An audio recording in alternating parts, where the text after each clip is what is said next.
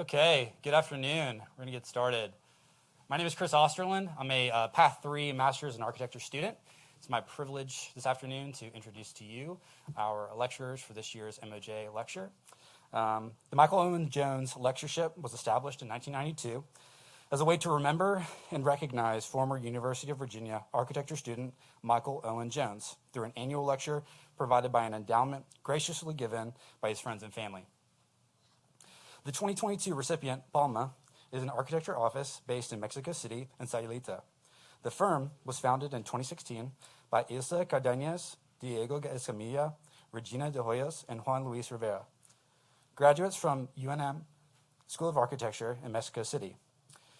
The practice is geared towards finding integrated and individual solutions to each architectural problem.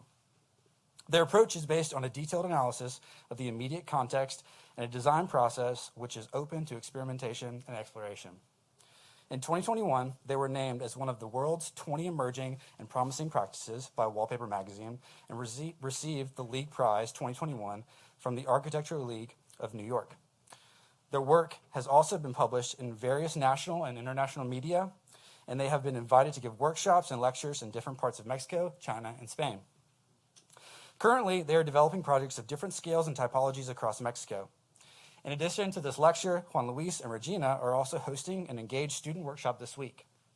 Sitting in on studio reviews, mine, and will be returning later virtually this semester for final reviews. And without further ado, I'd like to present to you Juan Luis and Regina. Thank you.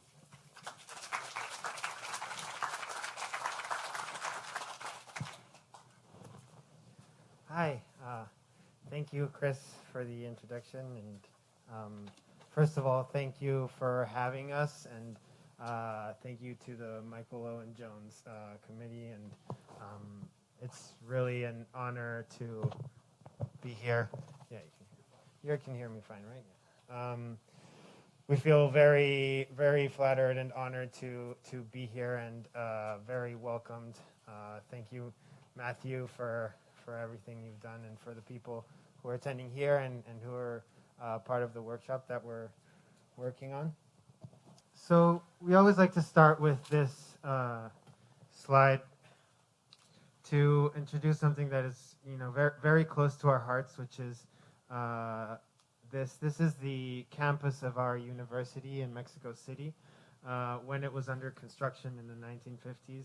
Like this university, it's also a UNESCO World Heritage Site, and that really permeates through especially in the architecture school in terms of how we value the relationships that we create there, and the reason we like to start with this slide is, we did all meet there, and we do want to manifest or kind of highlight the importance of the relationships that you guys are building in this university, and hopefully you can kind of hold on to that and develop that, because that is where we have found a lot of richness and continuity in our work. For this lecture, we're going to talk about a selection of projects, mostly in the small scale, which is what we really work in through, based on opportunities that we've had and just kind of the organic way that we've developed as a practice. Residential and the ephemeral specifically. This first project is our first, I think this was actually our first paid project. It was an installation in this site, which is the Archivo Diseño y Arquitectura. It is a design archive in Mexico City, and they host exhibitions around industrial design. And we were invited by the curator to do the exhibition design of this first of a series of 3 exhibitions, highlighting past, present, and future of industrial design in Mexico City. In our case, it was the first exhibition which was focused on the present of industrial design.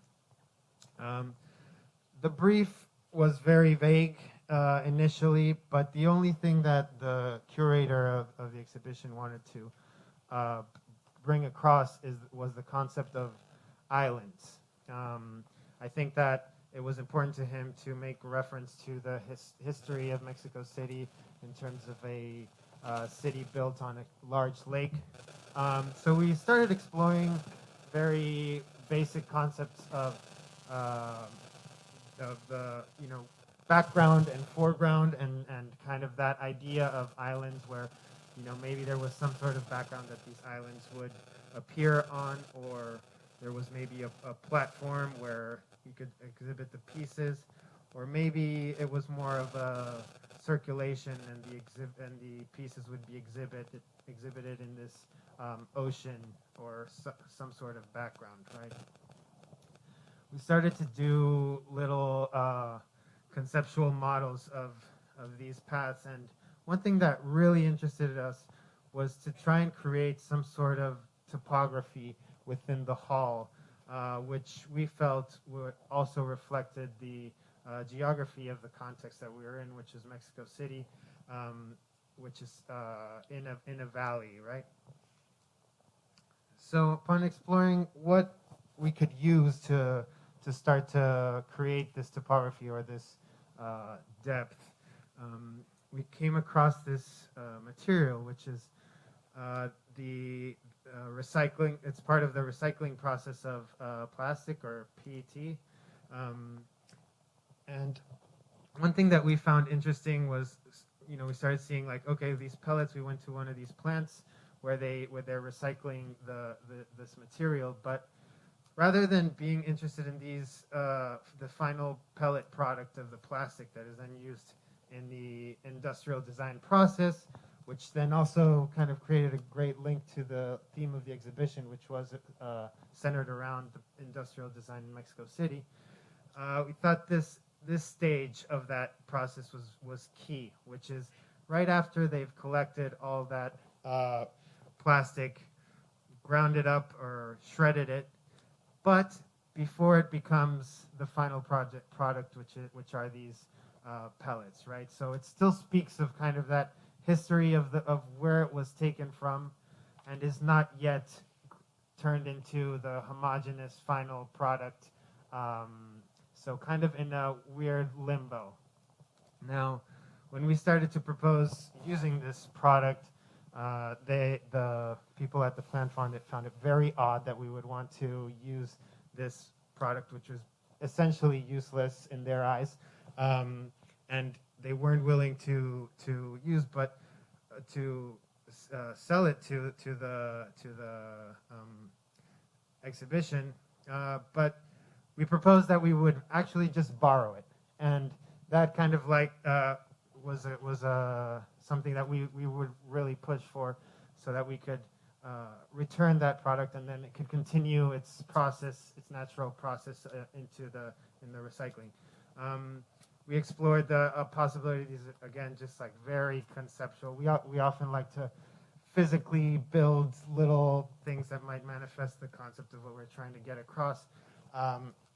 So exploring the idea of islands, where we would exhibit the pieces that of the exhibition, and then you might go around. This was a different. This was actually rubber that was shredded, also part of the same plant, but would create a more homogeneous backdrop for the pieces that would be exhibited. The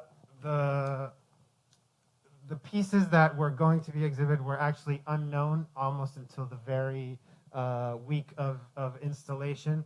So we had to consider a way that we could be very flexible in how the exhibition was going to be laid out. So we used these geometric shapes that could then be organized in different ways, and then place the objects on top of them. So you would enter the hall over here, and there was a platform at the beginning where you might have a moment of contemplation to view or preconceive your path that you were going to take.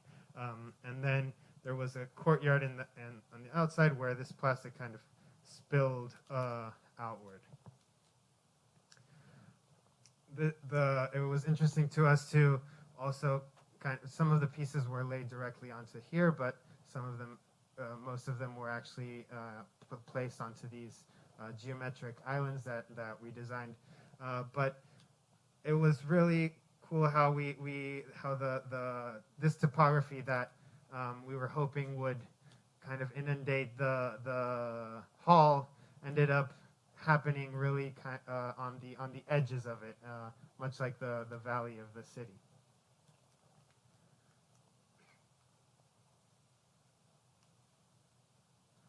So this is one of our favorite images from this exhibition, and feel like it really summarizes what we were going for conceptually.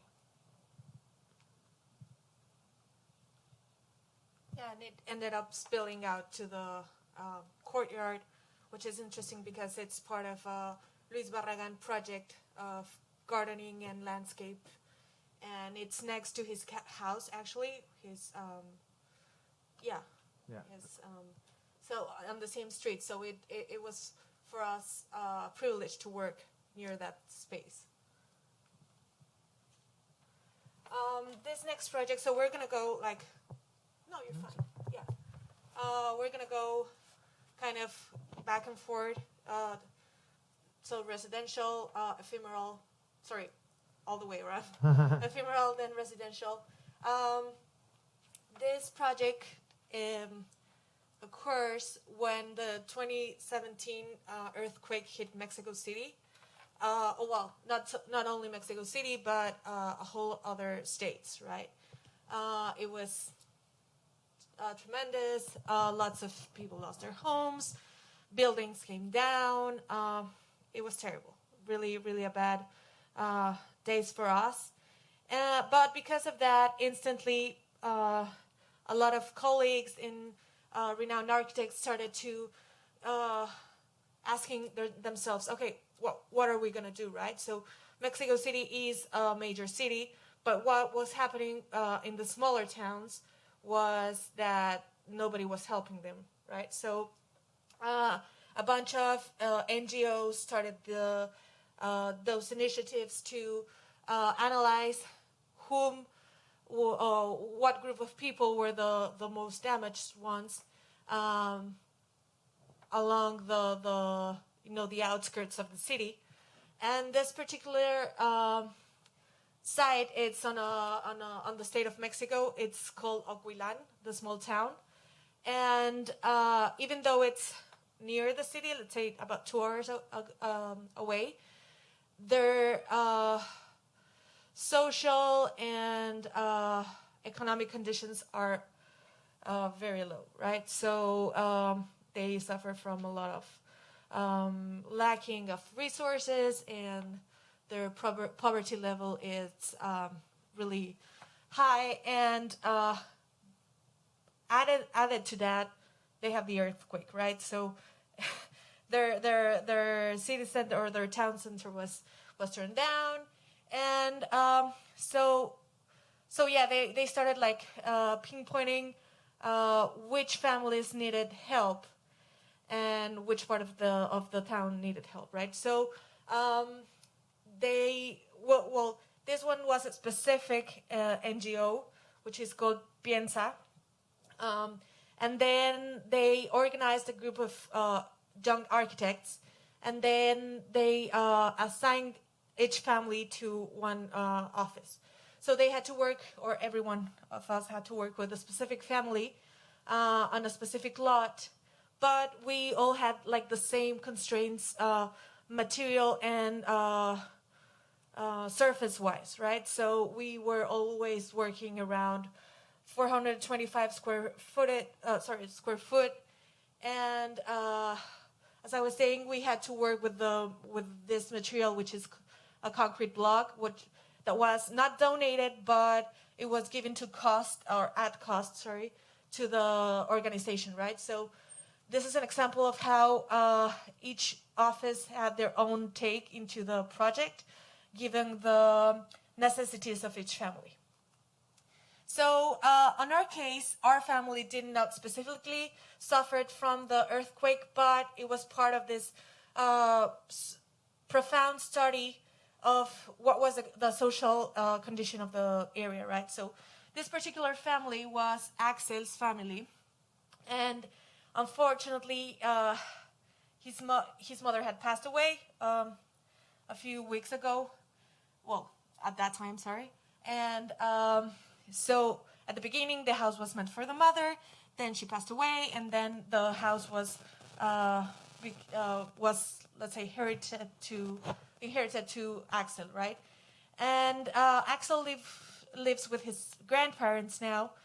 They all live in a very thin lot. Sorry, it's very narrow and it's very long, right? So it goes from the street over there towards the hill. So what we had to understand about this site was that we were working on a place where people lived, and that they had specific relations between the let's say the small volumes, because in each volume a different family lived. Even though they're all like a huge family, like they were divided by more nuclear units, right? So they decided to place the house at the end of it to make it more private, and it had a better view. So we asked Axel what he wanted, and he obviously said to be comfortable enough for his grandparents, because at that time they were all living at the same in the same room, let's say, beds next to each other. So even though the first requirement was to have 2 rooms, they also accommodated another member that wasn't from his family, but a young man that they have almost adopted. So he asked us to have a 3rd bedroom within this small square footage, which we did. And as you can see, it's really small, but we wanted to incorporate that small courtyard for 2 purposes, right? First one, obviously, getting light and natural ventilation into the small area, opening as well the spaces, let's say at the end of the hall, the main halls. So you could have this openness to the surroundings, which are very pretty, woods-like. And the second reason is that his family peels cactus. Well, it takes the spines. The spines out of spikes off the cactus. Spikes, The grandmother needed a space that was close to the kitchen, but was open to be able to work, which her work was taking the spikes off cactus and then taking them eventually to the market, right? So she could kind of develop that activity in this courtyard as well. Because we eat them. We eat the cactus. So. Again, this is the family. Axel wasn't there that day, but again, we were working with the scale model, and then collages that are a resource for us to make more fun images, specifying certain scenarios that would be happening on a daily basis, right? And as you can see, this is the result of the house. It's very simple, but for us, it's a way of making a good experience or a spatial richness at any scale, right? So even though it's too small, we wanted to, within this small pieces of walls and with the courtyard, we wanted to make kind of a maze-like, like a playful environment where you would start to discover the house a little bit as you walked along. You can see actually and again, since Axel was a boy and he has cousins and whatnot, so they needed kind of a space, a safe space to play So this maze-like layout was kind of what we went for. Yeah. Now we're jumping back to another ephemeral project, which we call vacío, or a void.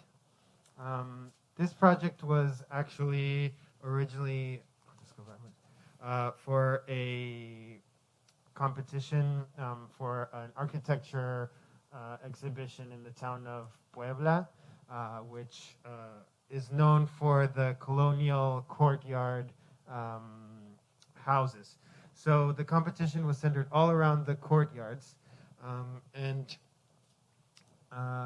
so first of all, we decided to see kind of what materials we were going to use to intervene this courtyard or have a dialogue with it spatially, and so we wanted to kind of enclose or create a concentric courtyard inwards and really highlight just the view towards the sky, and frame it with naturally dyed paper. The papers that we used were basically just recycled A4 letter papers that we went around to different offices of colleagues to collect, and then dyed and then put together into these big sheets. Now, what actually happened was that, here's a little bit of photos of the dyeing process, which is interesting, so that you could still see, remnants of design sketches, or perhaps budgets, or perhaps a letter of sorts, or kind of just this memory of the recycled paper of these architecture offices. And not only, right? So you can see there were other types of offices, so contracts and more of, maybe boring things. But what happened was that at first we were only given a generic courtyard house to work with. Once they assigned us the site for our installation, it turned out that it did not have a courtyard anymore. Sorry. It actually did not have a courtyard anymore. So basically our installation made no sense for the site that it was eventually assigned to. But we really liked the idea, and so we looked for a place where we could hopefully present the installation. This is an old textile factory in Mexico City that has been appropriated by a few architects and other types of creatives, and slowly been remodeled and reused into a bit of a cultural work center. Here we identified what might have been an old underground water tank or some sort of sunken area that we decided to use and modify the installation to exploit that space. These are some photos of that install process. Yeah, some parts of the fabric are still very raw, or as it were original, so almost in process of demolition. So that was this area, right? So we occupied that small sunken space, which you would go down some little steps here, and then really just immerse yourself in this experience. The wind sometimes would move these big sheets of paper around, and sometimes you would feel more enclosed, and all of a sudden a gust of wind would come and totally modify the installation. This is a photo of the interior. Yeah, so when you were downstairs, let's say, and you were immersed within the sheets, and air started flowing, you almost felt like you were like inside of the like a wave, right? And it was moving, and you could like make your way out or stay within this moving monster. Here you can see some of the remnants of what was happening within these sheets. Moving on to another one of our residential projects, probably the first one that was actually completed.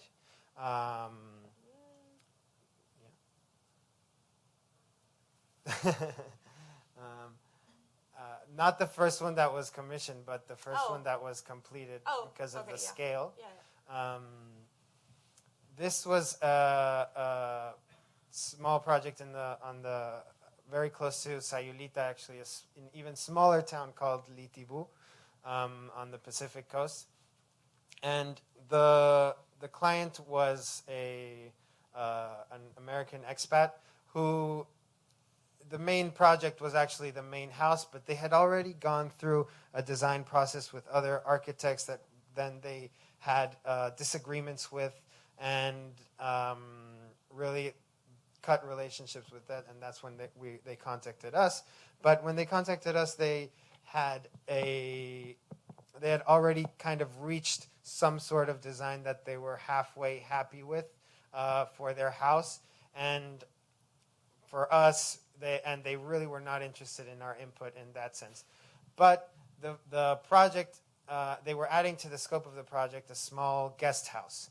And this small guest house was going to be built first, and they were really not too worried about the design of that guest house. And so we decided to take that as an opportunity to propose something interesting for them, right? This is the immediate context. So the ocean is not quite there, but still visible, although you wouldn't call it really an ocean view. So it was more of an inward-facing project. So in terms of the program, it was really something very simple, probably about 400 square foot of built surface area total. So not a lot of surface area to play around in terms of layout and organization, but we decided to organize it with a kitchen living area to the right, and then the bedroom to the left, and the bathroom kind of in between, and to create an open little courtyard space in the middle in between the two spaces. And at that point, when we started thinking about how we could make this project a little bit more interesting, they were asking for a lot of built-in furniture. So they were very worried about the durability of wood or regular furniture in the ocean, and just wanted everything to be built in out of cinder block or concrete. So we decided to bring that out into the facade and say, okay, we're going to take these elements and try to show them in the facade. So this is just a diagram of us identifying these, you'd have a little shelf or an architectural feature with a lintel above the entrance, the kitchen area, and really try to make that a visual composition in the facade and bring those more functional intentions into an aesthetic proposal. At the same time, for us, it's really important to remember the context that we're in and the vernacular. So we were proposing this juxtaposition of the really contemporary geometric architecture with the more traditional thatched roof, which then obviously also has very desirable climatic qualities as well, right? Photo of the project.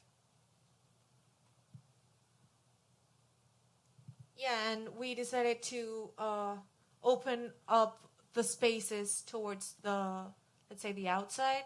for you to feel always, if you're inside, you can always feel like you're outside as well, right? So you're covered, maybe with shade, but you can still have the views of the palm trees and the rocks, and more of an outdoor feeling.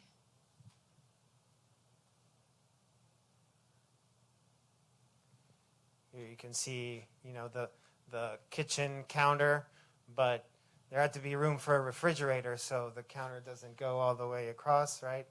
A shelf, which you can see right here. Yeah, and we always, at that point started experimenting with this stucco, which is, like a paste that it's more, that works better in that kind of climate, so it lets the walls breathe. Instead of having a regular paint that maybe moist starts coming out and it starts falling out. Biggest problems is the paint just bubbling up in the walls with the moisture in the area, right? So this is the first time that we started experimenting with this stucco, which is just white, and we just add powdered pigment and do different samples until one was eventually approved by the client, who was very much pushing it for it to be just gray. So we did a bunch of tests to push him to put a little bit of color. In the end, we were able to manage just a touch of greenish color into it. The little patio framing the sky as well. Yeah, and we that's a resource that we use a lot. So within the square footage that we're allowed to build, these kind of patios are not considered, right? So you are able to contain the, let's say, the outside space without it being considered within the budget or within the square footage. This is our most recent installation, ephemeral installation. It took place at the Concentrico International Architecture Festival in Logroño in Spain. Our partners are currently in Spain studying and working, and they were invited in collaboration with another Spanish firm called Hangar to participate in this festival. These are typically the installations that would happen in this festival. A lot of them are self-funded. So for that reason, people end up using a lot of plywood, being very simple and easy and cheap to install. For us, it was important to explore what other possibilities that we could use. And through a lot of phone calls and discussions with different people and through the connections that my partners made, they were able to convince this ceramic block extrusion company to lend us the material for this installation under the condition that it would then be returned and be able to be sold undamaged. So very excited with this, started looking at different sites and potential uses. Initially, we saw there was this wetland area that was very green, which didn't end up being a possibility because the organizers said it was out of their it was a protected area and could not be used for this. But in the end, what happened was that by that time we asked the organizers, okay, well then what site could we use around the city? And most of the main sites that were assigned for the festival were already taken, and some residual sites were left. Amongst them was this small pedestrian really pass-through. I wouldn't call it kind of an alley, but a pass-through in the city that we found a very interesting, especially because it culminated with this chimney.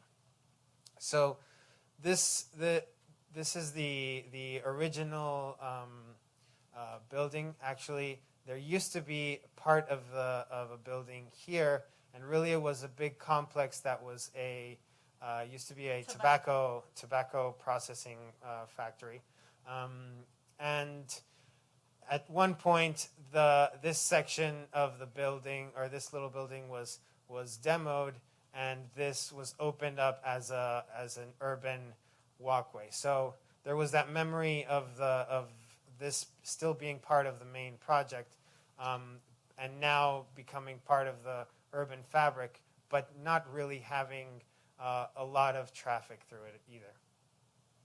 So the exercise was to try to reconsider that fabric and reconnect the two buildings in a way that would be interesting. And we chose to do it through an organization of these smaller, more domestic scaled spaces that would create kind of a transitional experience as you walk through. The bricks were used in this manner because of the interesting extrusion pattern of those bricks, but then also the interlocking bricks could be used, and openings could be made like that by interlocking them in the vertical direction rather than horizontal direction. Usually, where the way that they're usually used, you wouldn't ever really see this pattern in the traditional use of it. And then, obviously, the material connection with the chimney was kind of a happy accident as well. Yeah, so this pattern is more on a functional side rather than a aesthetical one, but we used it to our advantage, right? Then we also noticed there was a lot of residue that from the factory that was kind of left unused, and we used it to create this bed of that same kind of brick waste that would also create a little bit of a sound experience as you walked through as well, additional to interesting light patterns that were created as well. And each individual space worked for a couple or a family, so they all had like their own private area to rest or just have fun in a bit of a gathering space. It's really, the festival is really kind of a moment where the public spaces are occupied by the assistants, the people going to those festivals. Yeah. Vamos más rápido. Uh-huh. I'll go a little bit quicker. I think we're kind of going a little on time. This is a project that we did in Sayulita. A phenomenon that is starting to happen in this town is it has always been a tourist town, but for it being off the beaten path and really more of a rural context, it never really had that much of an influx of investment or building until quite recently. So you would have still this house particularly, which was purchased by the client and wanted it to be remodeled. Really, it was bought because of the location, which is oceanfront location, and not much attention was really paid to the existing house, except that they wanted it to be totally revamped and redone to fit their needs. Yeah, and it's within a bigger, well, not so big, but it's a complex with other 5 houses with the same style. So one constraint was we had to keep the facades almost intact to keep the whole image of the complex, right? So we were we were asked to concentrate more on the inside of the house? So this is the floor plan, the original floor plan that we were working with. As you can see, you would kind of enter here into a very large kind of entrance hall, which was connected to the kitchen. And then this was a traditional thatched roof palapa section off to the side with oddly shaped like this, and just kind of the whole living space is very disarticulated. There wasn't a real connection to the kitchen. There was no reason that anybody really wanted to be hanging out in the space when you have an oceanfront space over here. But it was very important to the client, that relationship with the kitchen that didn't exist at this point. You can tell the bedrooms are totally disproportionately organized. And so there was a few strategies that we wanted to use. First of all was kind of starting to poke holes in the building to bring the exterior in through these little patios, and then really repurpose this central space. And yes, use it as a central hallway, but also create a central courtyard that would then distribute to the bedrooms and also create airflow and natural light into the house. The original common areas were dismantled and replaced with a new, still thatched roof volume, where we concentrated the kitchen, dining, and living areas, which would then open up to the ocean over here. The bedrooms were reorganized slightly and to take better advantage of the space. One thing that was very important to us in this courtyard was that we did want to leave this remnants of the structure that was existing or part of the character of the interior of the house. This is a photo of the final product. As you can see, this is pretty much as we could push the redesign of the existing house. We did want to, as the house itself is kind of an eclectic project, which had clearly been modified and added on to several times over time. We decided we did want to, differentiate the new volume from the existing somewhat through finishes. Yeah, and by having now this open courtyard where we decided to put plants not only on the floor but coming from the ceiling as well.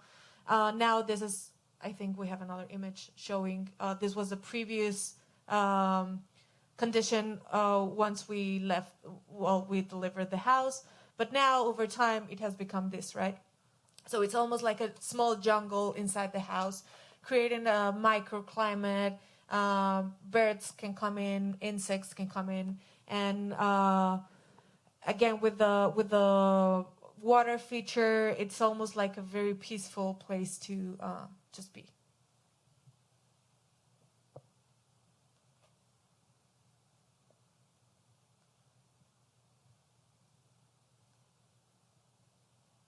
These little patios that are servicing the interior spaces towards this side of the property.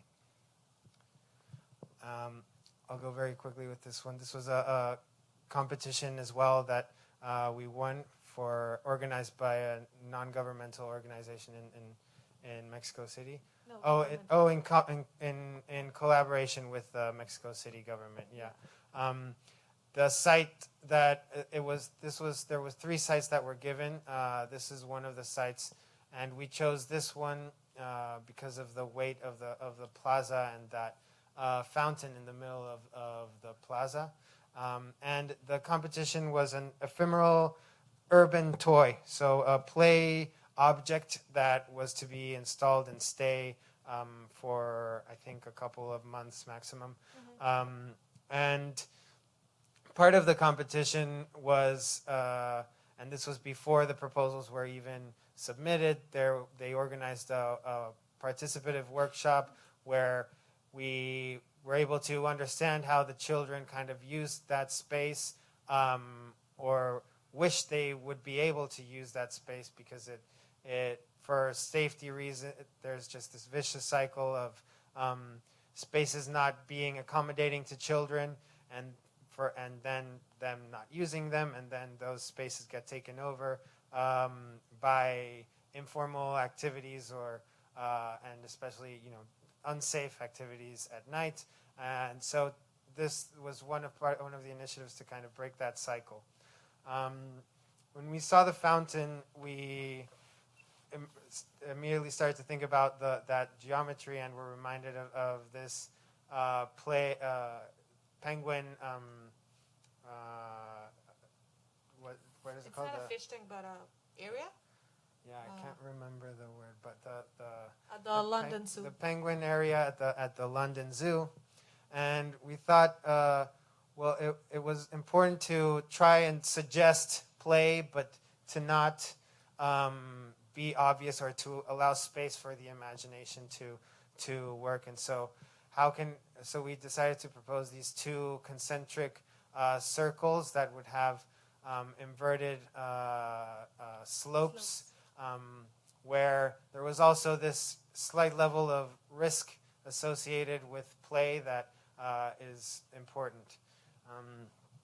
This is a floor plan. The inner part, we propose to use a net to kind of have that tension relationship with the water. Here's a floor plan of sections. The budget was very, very tight, so we were constrained to working with timber and plywood, and so we designed these almost pizza sections, modular sections that would go around. These are some of the images that we used for the competition and model. This is kind of the section of one of these pizza sections that, as we were building, obviously the height of these platforms would vary until they were actually at one point inverted. Installation was very tricky because the fountain ended up not actually being perfectly a circle, so there was a lot of adjustments that had to be made. Here's an image of the context in the historic center of Mexico City. Yeah, and other reason. Can you go to the? Well, yeah. No, the next one is fine. Another reason why we decided to place the object within the fountain is because on that plaza, you already have commercial and informal activity, right? So even though it's informal, we wanted to respect it, and so these are like massage parlors. And then on another area over here, we have the crossing of blind-sighted people that go to their school. So they obviously know that path already, and we didn't want to block that as well, right? So that's why we, every time we stick for a new area to place the object, we always return to the center. Besides, in historic Latin American architecture, everything always happened around the fountain or the main area. And what happened after that was amazing. So if we designed something, we thought it would be used in a certain way. They taught us, or the kids taught us that it can be used in thousands of other ways, right? So if the net was intended just to be climbed, they were like, no, I'm going to go underneath it and just play with the water. Because again, this is Mexico City, where water is a limited resource. So for kids to be playing with, it's like almost a luxury idea. So we wanted them to have this experience, playful experience. And the last project we wanted to show you guys is a residential project once again. And the reason why this one is interesting is because it had all the workings of what our new clients or our clients are asking of us now in Sayulita, which basically is everything. So they, we've encountered clients that want to have a place that they can rent out, but then that they can also live in themselves periodically, but then potentially section off and rent and sell off part of it as a condominium, but then also rent out maybe the rooms individually and not necessarily with the living space. So kind of that's been the most recent challenge of trying to accommodate all those needs. I don't know if we've mentioned this before, but Sayulita is mainly a place where expats, American and Canadian expats live in. So they sometimes live half of the year on their original cities, but then the other half they live in Sayulita. So they want to be able to rent it while they're not using it. Yeah. So this is the site that we were working with. Like many sites in Sayulita, it was very steep. You were about, these are every 50 centimeters. So about halfway through, you're 1 story down from street level, which is up here. And by the end of the lot, you're pretty much 2 to almost 3 stories below the street level. Another aspect is that the property was also very small. This is about 2,800 square feet, more or less. There were some ocean views in this direction, but only starting at the 2nd level. But it was very important to the client that we organize the space in that direction. At the same time, the budget was constrained once again, and so we had to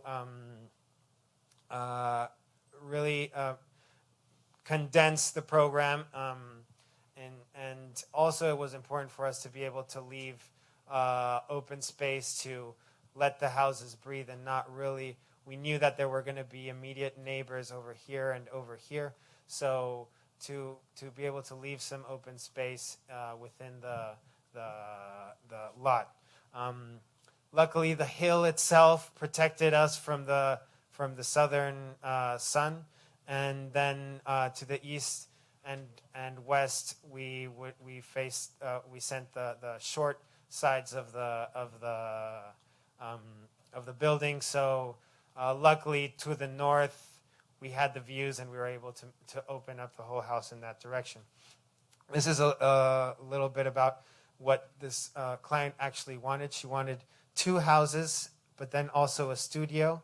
And with each of these houses, she wanted to be able to rent them individually or even rent the rooms of each house separately to separate guests. So really trying to milk as much as possible out of the project and her property. So the way that we organized the project was to have the carport over here and then that almost service studio underneath it. But then the 2 main houses would have each would have a living space at the entrance level with a bridge that would connect them. And then there was a shared staircase that would serve both the volumes, and upstairs you would have, in this volume, given the topography, we were able to have 1 bedroom up from here and 1 bedroom underneath it. And here, further down in the lot, there's actually 2 bedrooms underneath and 1 bedroom on top. So within a lot that was about 2,800 square meters and total built square footage of about 4,000 square meters, we have 5 bedrooms, 2 living areas, and 1 studio space.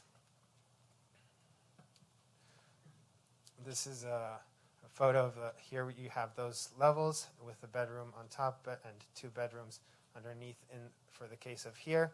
Of this building, in this building we have bedroom up here, bedroom down here, and then this half dug in, half underground part was housing the water tank, which in Sayulita you need to consider basically 10,000 liters at least of water storage to make sure that you don't run out. Each building also had a little dipping pool space on the roof with where the best views would happen. We really wanted to exploit the geometry of the staircase that went up and highlight these geometries with steel, painted steel for the railings and the doors and window frames. And again, we're more of embracing the structure rather than hiding it. So we wanted to do that by having the walls being in stucco again, and the structure in its original concrete, right? And I think that's all for now. So yeah. thank you very much. Thank you. We'll open up to